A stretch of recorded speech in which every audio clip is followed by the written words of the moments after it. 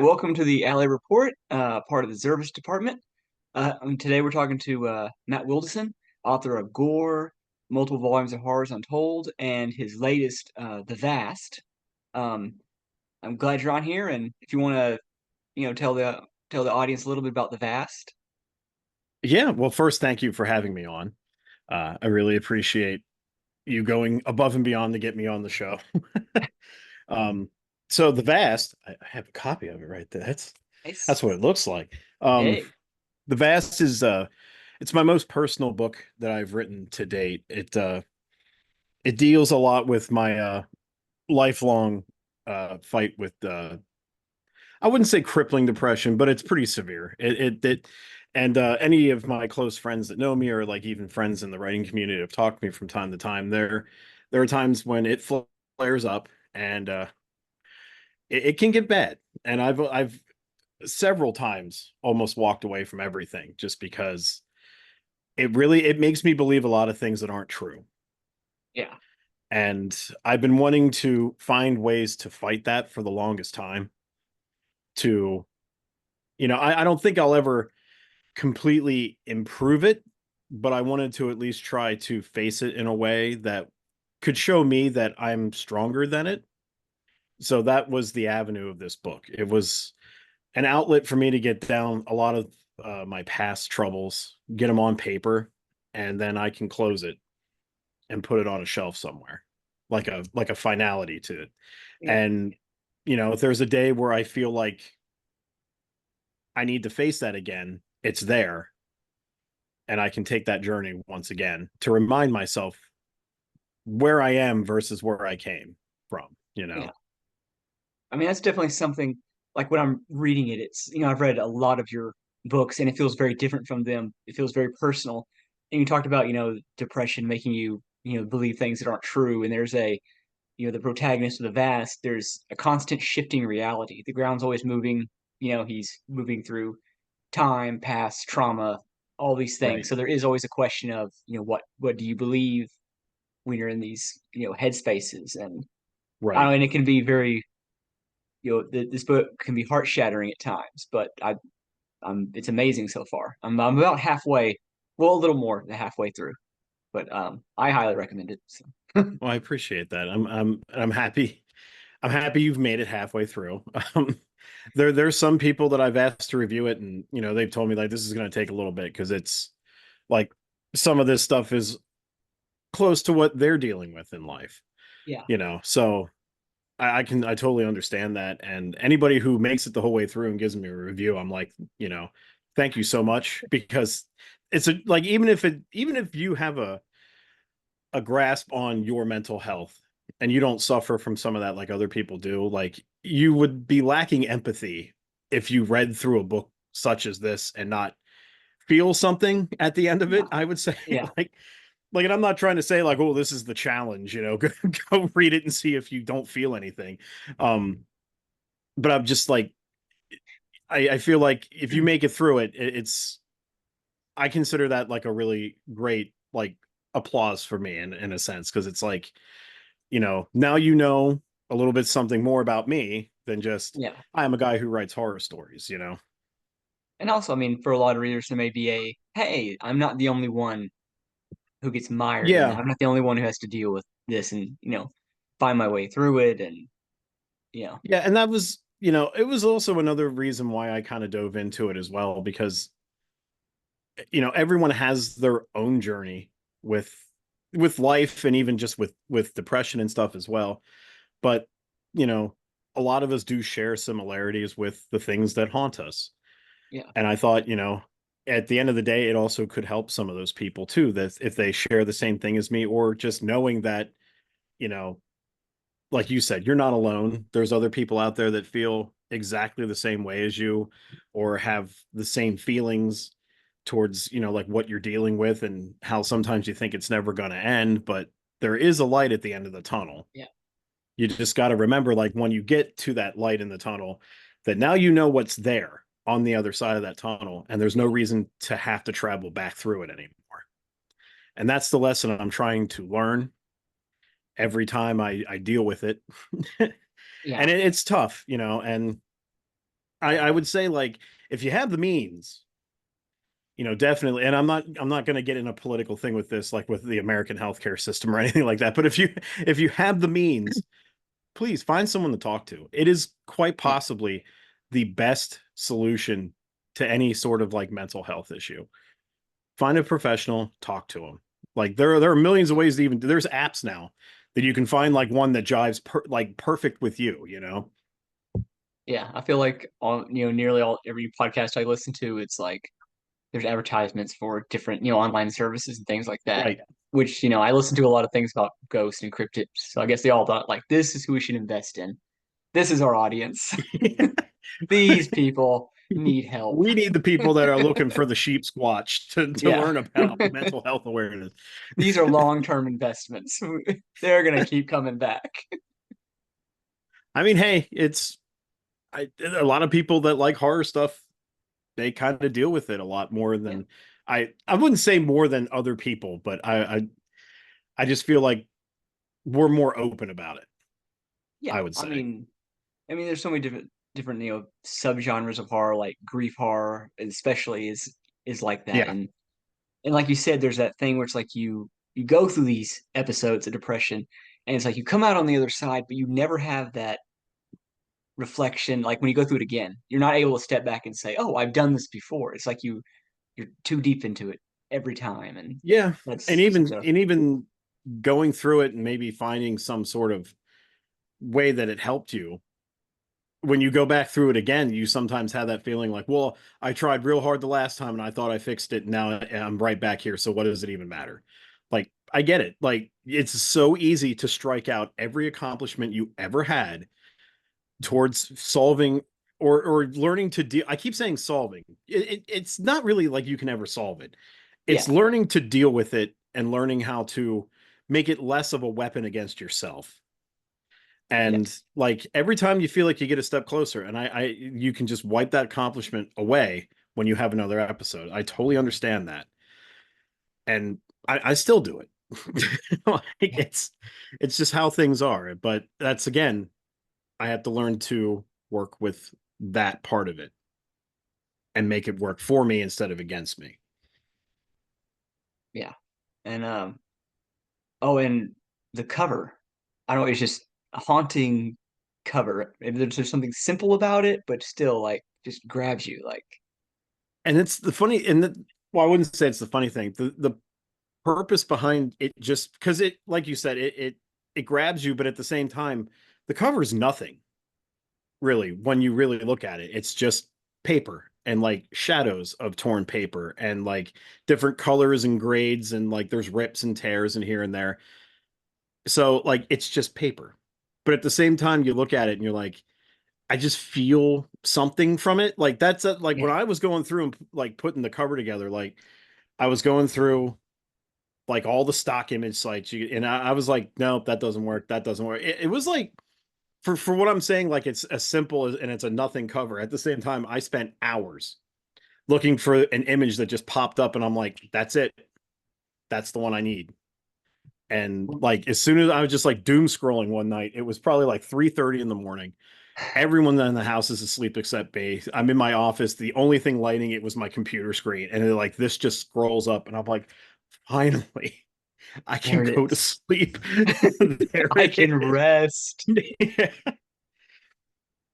And it's Um, just and that's what I was looking for, something that had that feel, but it also was at the end of the day nothing, because I feel like it was one of those things like if I put a picture to the story you were just about to go through, then I feel like that would be me taking away the version of it that you would put in there yourself if you had a similar thing to me. So oh yeah. that's why I was trying not to have any pictures of like monsters or ghosts or demons or anything like that. I wanted it to be as plain as possible, but also give you that melancholy type feeling when you look at it. Which it absolutely does. And just in general, like your covers are fantastic. Um, Thank you. like I like with Horrors Untold, you do all these different styles. Like you have a Goosebumps inspired one. Mhm. One of my favorites is the Wolfman, the old school plastic Wolfman mask. Yeah, that one was fun. That was just another one of those where I was like, it. I'm like, I gotta go like 90s neon. You spell extreme with an X first, like Yeah, I gotta go this way with it. And like the background, I was just like neon, just go neons. When it all came together, I was like, that's fucking, I love that. I love the way this looks. I love doing that Goosebumps cover too, that you mentioned. yeah, The picture on there is actually a painting that I painted. Um, and I also like I've done a couple painted covers for customers too. Like I love both the digital and hand painted mediums for cover work because I feel like digital you can pretty much make it do whatever, but I feel like with art you even have with like paints and that you have even more of a freedom yeah, than you do with digital because you can scroll for, like I said with this cover, you can scroll for hours and not find something that jives with the project that you're working for versus if you're painting it, you're just like, I'll just create it. yeah. you know Like I know exactly what I'll do. yeah, exactly. So I mean, I love cover art a lot. And I there was times I even thought about like, yeah, the writing part, we'll just forget that. We're just gonna do Yeah, cover work. I'm a cover artist now. Just forget writing. But I love them both. I couldn't do one and not the other. yeah. Well, I'm glad you love them both. And I mean, cover art is so judge a book by cover like you absolutely do. And Hmm. I've seen lots of unfortunate ones out there. So there, I mean, there is an art to it. And what's funny is like when I look at yours, like the vast, it was like that speaks to me, but I don't know why. I couldn't put the words to it. And then you're like, oh, I'll make it to where it can reflect anyone's experiences. It can bring on this melancholy, and that's just amazing to me. Like, Well, thanks. um, Um, yeah, and what you said about like some of the covers, like it's unfortunate and stuff. And it's like I get it too. Like we're all working with whatever budgets we have, yeah, and sometimes, and I I I can say I never hired anybody to do covers for me. The very first book I did, I threw together this nothing burger of a freaking image. And like I was like, you know what? That's good enough. It'll work. It doesn't look too shoddy, whatever. And I just kept trying it and I grew from there, like just kept learning new tricks and kept trying to, do better each time. And that's where it got me to where I am today with digital art at least. And but I know like sometimes like you don't have the money to pay somebody a lot. Um, I charge what I charge $100 for a full wrap done digitally, and that's me making whatever you want me to make. So I will go through the painstaking thing of finding the images to make the thing work, and I'll put them all together and make it look like a coherent piece of a photo. And like, yeah, sometimes it takes me hours to get them together, but I also want people to have a good cover and it not break the bank so they can try and get something back yeah, from their book. Because you gotta like if you're not editing, so you're paying an editor then. If you don't know how to format your inside material, then you got to pay somebody to format it for you. Then you got your cover, and then you're at the mercy of Amazon's horrible royalty payments. So like I'm like this is the one thing I can do, so I'm going to try to do it where you can benefit and I can benefit a little bit and it's not like me trying to price gouge you. yeah. I want to help people in a sense. Well, that's awesome. I mean, the cover you made for my book, High Strangeness, is just beautiful. I love that cover so much. I had so much fun making that for you cuz like I remember one of the things for you was it was like there has to be a skull. Like that was a really important thing. Yeah, And I was I mean, like, yeah, and I had this idea in my head, and I'm like, all right, well, I got to put a skull in there somehow. And I was like, what if I make the mountain a skull? it's perfect. Yeah. And like it worked perfectly. And I remember like when you were posting it, there was like a one of your readers said like, I was looking for where the skull was at first, and then I saw it, and that's amazing. I, I know like the skull thing was when I started trying to make my own covers, like it's like, okay, if I have a skull and there's part of the skull and then the title, it'll work. I can get away with the fact that I'm not good at this. Like, so then it became like every cover has to have a skull, some form or fashion. I don't know what to do I if there's not one. the did you do the one for I'm sorry, I'm blank apartment was it 203? 239, yeah. 239. Sorry. I've dyslexic problems too, so I would have been Oh, you're fine. did you do that cover? I did a first version of it, and then I Kristen Osborne from Trueborn Press was going to help me make the wrap, and then she was like, "Let me tweak it a little bit." And then like Mm, 20 minutes later, she sends me like a much cooler version of like you can see the original one on Goodreads because I can't fix it on Goodreads. I haven't figured out how to fix it on Goodreads yet, but mm. everyone on the actual book cover is her modified, which is way cooler. Yeah, I like that one too. And there was the behind the scenes. There was the one you when I was going to do your cover, you're like, this was the original idea, and I'm going to tell you, I even liked that one a lot. Because when you're like, this is the original idea, but I'm not sure about it, I'm like, you should just keep that one. Like I like that. I don't know what's wrong with it. Oh, I think yours is cooler. So, um, oh, yeah. Also, I know with things like gore, it came from the sea. Absolutely right. A lot of adult horror, but I was excited when in the Screamology anthology with it was you, Coy Hall, and Michael Sellers. Yeah. I loved your story. It had like a very Goosebumps YA feel, and you have something that might be that's coming out next summer with Zervis Press that's going to be similar. Oh, you said the name of our Lord and Savior, Zervis. Yeah, he was kind enough to put his money on the line to allow me to publish we call it the Willies. That was a name I settled on. It originally was going to be the Heebie Jeebies. Then I looked I it like up. the I'm like, Willies better. what's that? I like the Willies better. Yeah.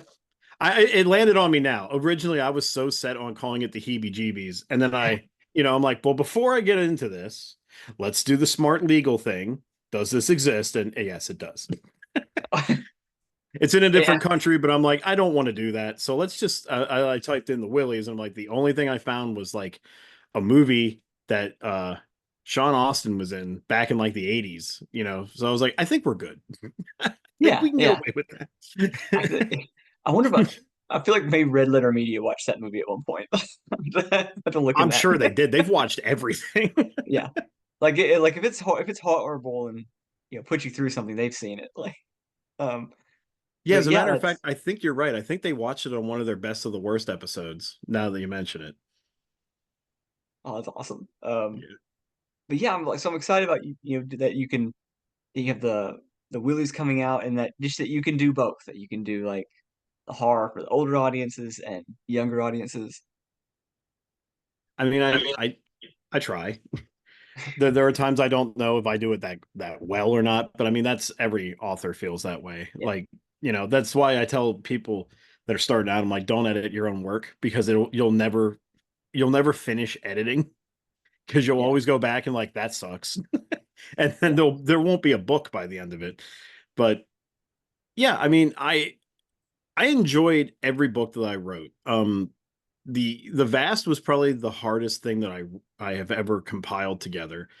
It took me a year and a half to write this book, and for only being 200 pages, like I could before I could write a book much faster than that. And that one, just because of the subject matter, it took a long time to get through it. yeah, But like Gore, I was like, I want to write a Doom book, man. Like I love this game because that was like fresh when like Doom Eternal was around, and I was like, this game is amazing. Like I love all these games. yeah. I could write this, and I just like I sat down and it all just came and it just flowed so well. And by the time I was done with it, I was like, I wrote a Doom book. Like I'd love to write one for actual, the actual IP, but that's like again, that's like tossing a needle in a haystack and hoping I'd find it, you know? Um, yeah, because the gore had it felt like a Doom game. It almost had almost like a manic quality. It just never let up from chapter one to the end. It was just a constant barrage of escalating gore and violence. It was fantastic. And that's what I wanted personally. And I know like there is like a middle ground where it didn't click with people, and that's fine. Like, because some people said that they would have liked to know a little bit more about the characters so they could get more invested in them, and it's like that's not what this is about. Yeah, Like, even when you played the regular Doom games, like you knew you were Doom guy, but you didn't need to know about him. You just know what you needed to do, what I your mean, end game was. yeah, thinking of all the hours that I spent playing that game, I can't remember if he had a name. Like, I just countless No, hours. It's like, did he even have a name? Was it? Did we need one? It doesn't matter. I'm sure somewhere like in like an official like the Doom Bible or whatever, there's probably a name for the character that then they scrapped and never brought back up again, Yeah, because there's always that moment when they're making games where they're like, well, we're not exactly sure what this is going to be yet. So maybe we'll make him a name. And if it doesn't stick, then we'll never bring it up yeah, again and hope people forget about it, you know. But I've because always known him as Doom Guy. And then when the 2016 and Eternal came out, then it was Doom Slayer. And I'm like, that's even better. yeah, Like, it's awesome. and I Um, had that thought in my head. I'm like, he's a Slayer. Why should I slow anything down? Why would there not just be balls to the walls action? Why would I not shove a double barrel shotgun up a demon's ass and blow his head off that way? yeah, that's that's why we're Like here. that's why we're here. Um, God, I don't. I was speaking of Doom. I don't know if, like I love that game when I was younger, and at some point, I came with a cereal box or something, but there's like Chex cereal did like a version of Doom called like Chex Chex Quest. Quest. Yep. I played the hell out of that game. Like I played them both. I played Doom and Chex Quest. I was like, it's like green blood Yeah. instead of red blood. I'm still in. It's funny. They I can't say they redid. They what would you, not a remake, but they enhanced the graphics and stuff on Chex Quest. It's on Steam now. Like you can play it all over again if Oh you my want God. to. That's what I'll be doing tonight. Like There neglecting you my go. wife and children to play Chex Quest. Man, I loved all those FPSs back in the day. All the stuff that like I even liked all the bad ones. It was just because like, oh my God, 3D. Yeah. Like this is amazing. And then it's like, oh my God, it's bloody too. This is great. It was yeah, so great. Oh, but yeah, and also you wrote one for Backrooms. Like it was the same thing. Like Yeah. I haven't read that one yet, but That and I'll give you a little peek behind the blinds with that one. That is probably my most like people either like it or they absolutely hate it. And okay. I understand it because it's based on an internet creepypasta, which is set in its own laws and rules. And if you're coming into it thinking you're getting the internet version of it, you're not going to get that. So it probably then upsets you. And then you just give it a 1-star review because it's not what you came in here for. But I enjoyed that one too because I wanted to put a different spin on it. And if I like if it was my elevator pitch, it would be think of the internet creepypasta version, but it's also the Matrix, and they're together. And it was written in a series of letters. The you like because I wanted it to make you feel like you were in the back rooms Yeah. and you were finding these letters as you were going around trying to figure out how to get out. And it's letters that a person that's like far ahead of you, and they're finding stuff and they're trying to like use computer like knowledge, and because there's code in it too. There's a lot of like old school That's fun. DOS like C++ computer code and stuff, and that probably turns some folks off too. But I don't know, I was like, I just want to make it feel as immersive as I possibly could. And I don't know, I tried hard to make it feel claustrophobic as well. I feel like, a lot of people that write horror say like scaring a reader is like a very difficult thing. And I'm like, I feel like trying to make someone feel like they're claustrophobic, like they're trapped in like a small, Yeah. tiny area. I feel like that is way harder than Yeah. scaring somebody. And I think I just love the idea of like incorporating different media. Like I don't I feel like that enhances it. Like I think the first time I really ran into that was when I was like in sixth grade and I read it, and they'd have like the newspaper excerpts, and they just added Yeah. like another level to it. So I Yeah. and like I recently read oh, CF Page's latest book, The Swallowtown, and it was the same thing. Hmm. It's told through all these different mediums, and it's like no one's gonna hold your hand through the story with that kind of thing. There's stuff to piece together, Right. and there's stuff to like, oh, this connects to this, and Yeah, I like that stuff too. Like, I guess another like House of Leaves is very yeah, popular for stuff like that, where it's just like you're getting through the book, and then eventually it turns into all these random scribblings, and like it's all printed off kilter, and it's just like there's a paragraph just up in a corner up in here, and I liked the idea of that. It's not a traditional way of throwing a book together, so it makes you think differently. It makes you feel like you're more involved in it because it's not just straight columns. And I like you mentioned King and It and all that. Like I liked in The Outsider, he would have all the documentation of like the police reports of like the interviews that they did with the Yeah. people they brought in and everything. I'm like, this is great. I love this because it like it also it changes up the narrative right away. And you're like, oh, this is now we're in an interview process. It's not like a first person, it's a third person. And I'm like, this is cool. Like I like this kind of thing. Yeah, and also in general, like, you said that people either love it or hate it. That makes me want to read it more because I feel like to me that some of the best authors' best stuff is not the stuff where everybody's like, yeah, that was pretty good, but where it's like you look at the reviews and it's divided. That they either 5 stars or 1 star, and there's no in between. Like, I feel like that's when you get Yeah. the best stuff. And at first, like just seeing like that Goodreads number keep going down a little bit, it got to me at first, and I'm like, no, this is actually a good thing because Yeah, it teaches me as a writer, you're not going to make everybody happy, and it also teaches me like you're going to have that one book where it is like there's going to be people telling you the people arguing that it sucks to the people that are arguing that it's great, and I'm like, that's good. That's a sign of yeah. like an actually a decent book when it It's easy. divides Yeah, everybody. because I feel like there's no like if you think of any like what your favorite novel is or a great novel and you go to Amazon, it'll never have 5 stars. It's going to be Oh no. 3.2. Like Moby Dick's going to be 3.2. Like in Right, exactly. Yeah, even classics, you can go on Goodreads and they're just like I've seen some of the classics that I like that are like at 2.8 and stuff like that. I'm like, yeah, are we insane here? Like yeah. It's like you'll look at the reviews and Moby Dick's like this book is my Bible. It changed my life. Next one's like, well, fuck, it sucks. 1 star. It's like okay. yeah. No, you're absolutely right. Um. Oh, I should mention you have Grindcast.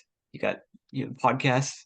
Yeah, it was it originally started off as more of a pop culture podcast where we talked about movies and video games and all that. And we still We do still that do that.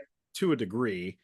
But now it's kind of turned into more of a, I call it a variety show. Like every week we have a different thing that we're going to do. Like last week I went out to a store and bought all the name brand chocolate chip cookies I could find. And then we sat down and had a taste test and we decided who the best chocolate chip cookie in the store was.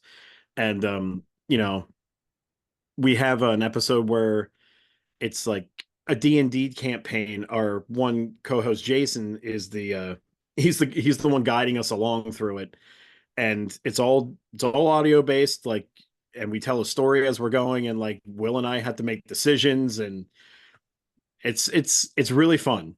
And like we had, I think it was around episode 500 we originally ended the show, and that was doing it after 7.5 years, and we took a break. Well, I wouldn't say it was a break. I ended it. I had originally no idea of coming back to it. I didn't want to do it at all. Like my son came around and like I just didn't have time.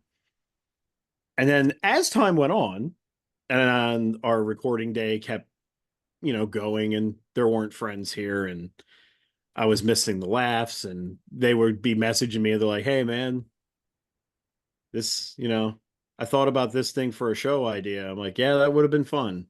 And it just kept going back and forth, and I'm like, okay, fine, let's get together and do our Halloween thing where we watch shitty horror movies and we review them. Does that sound good? Sure. And then we just decided from there, like, we're just gonna come back. Let's just like we just missed doing it too much. We missed having the fun, and we brought it back. And then that's when we decided to go the variety show type angle. Which I love. Like I listened to the chocolate chip cookie one. It was just it was like it was fantastic. I just love how weird it was. What's funny is like with stuff like Grindcast or Red Letter Media, like I love the bantering back and forth. But when it's Mm-hmm. podcasts that are about like paranormal stories or ghosts or Bigfoot stuff, I hate the banter. Like I'm not here for this. I'm not here for you guys to Right. be friends. Just tell me the stories. Right. Yeah, I'm still trying to find like a cryptid slash paranormal podcast that I enjoy, because like you said, I've run into some of them where they talk more than they tell about like the haunt Yeah. or the cryptid, and it's like I'm here for the information. That's what I came for. Like I get that you two are friends and you go out with your guns and you try to hunt these things or whatever, but that's not what I came here for. Like, Yeah. There's more than a few where I'm like, oh, this sounds good. And it's like, all right, they talk about their week for 10 minutes. They read a couple Wikipedia listings, end of episode. It's like, oh, yeah. you have wasted my time.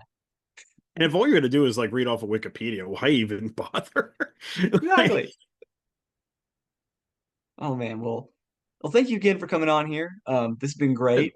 it's my pleasure. I really enjoyed this. This was fun. You ever want me back on again? Just say the Abs- word. Absolutely. And everyone, go read The Vast or anything else of Matt Wildasin's. He has multiple volumes of horror untold. If you want like a little taste of Halloween in the summer, like there's just the back rooms, something for everybody. It's all on Amazon. So all There you you have to go. do is type in my name and you will find it there. That simple.